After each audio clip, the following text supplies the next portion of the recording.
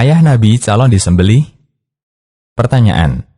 Benarkah Nabi Muhammad SAW digelari putra dua manusia yang disembelih? Mengapa demikian? Jawaban. Bismillah, wassalatu wassalamu ala rasulillah, wa ba'du.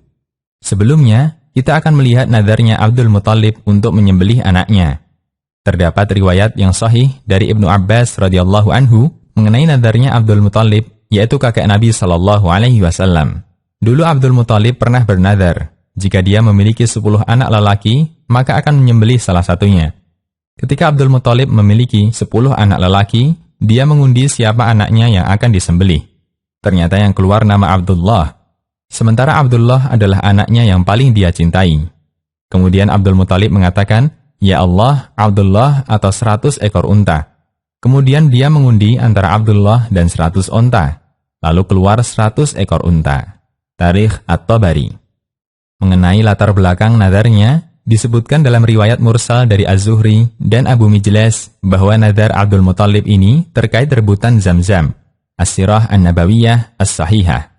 Ketika Abdul Muthalib menggali Zamzam, banyak suku Quraisy yang berusaha merebutnya atau meminta agar dimiliki bersama. Namun Abdul Muthalib tidak bersedia, sementara Abdul Muthalib tidak memiliki banyak keturunan lelaki. Akhirnya dia bernadar jika memiliki 10 anak lelaki, maka akan disembelih 1. Dengan harapan ketika anak lelakinya banyak, dia bisa lebih leluasa dalam menguasai Zamzam. Dalam kitab Ar-Rahiq Al-Makhtum diceritakan lebih lengkap. Ketika Abdul Muthalib memiliki 10 anak, dia pun melaksanakan nadarnya. Abdul Muthalib menyampaikan maksudnya ini kepada semua anaknya dan mereka pun mentaati ayahnya. Lalu 10 nama anaknya ditulis dan dimasukkan dalam undian. Ketika diundi, keluarlah nama Abdullah. Abdul Muthalib membawa Abdullah menuju Ka'bah dengan membawa sebilah pisau untuk penyembelihan. Banyak orang Quraisy melarangnya, terutama paman-pamannya dari Bani Makhzum dan saudaranya Abu Thalib. "Apa yang harus aku lakukan dengan nadarku?" tanya Abdul Muthalib kebingungan. Ada yang menyarankan untuk mendatangi dukun perempuan dan minta saran darinya. Dukun itu menyarankan, tulis nama Abdullah dan tulis 10 ekor unta. Lalu diundi, jika keluar nama Abdullah, gantikan dengan 10 ekor unta, sampai Allah menentukan pilihan dengan keluar 10 unta. Lalu dia pun kembali dan mengundi antara nama Abdullah dengan 10 ekor unta. Undian pertama keluar nama Abdullah, digantikan dengan 10 ekor unta. Diundi lagi, keluar nama Abdullah, digantikan 10 ekor unta. Hingga 10 kali, baru keluar nama 10 ekor unta, hingga berjumlah 100 ekor unta. Sejak saat itu, diat pembunuhan di tengah suku Quraisy ditetapkan 100 ekor unta. Ar-Rahiq Al-Makhtum.